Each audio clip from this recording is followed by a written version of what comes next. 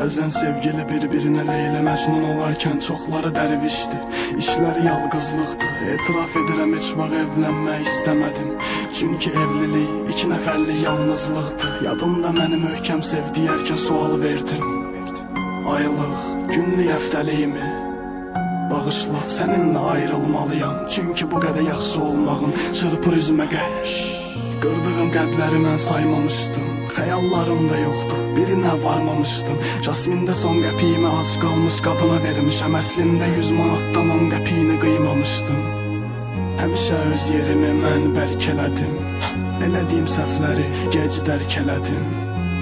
Bu mahnıda daha bir etiraf. Onu mən tərk elədim.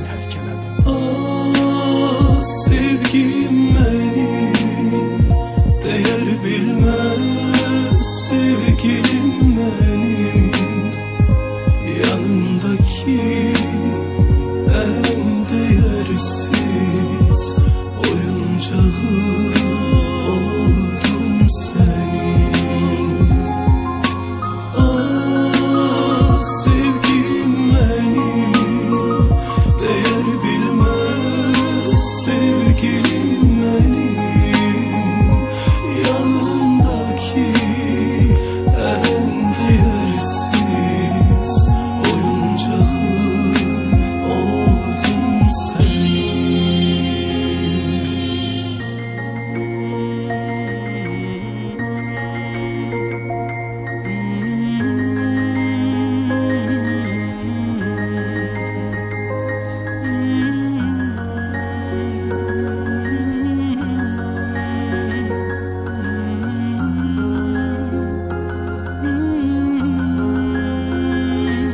Bağlı fahişələrin bədənində adımı yazırdım.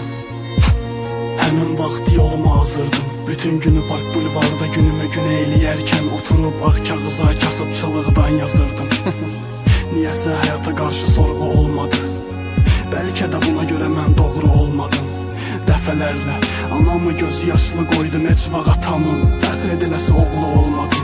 Özüm olmaqdan çıxmışam, mən özüm istəyirəm. Tanrıdan dözüm istəyirəm, əslində sevmədim səni. Bir-iki mahnılar sevir, bütün yazdıqlarıma görə səndən üzr istəyirəm.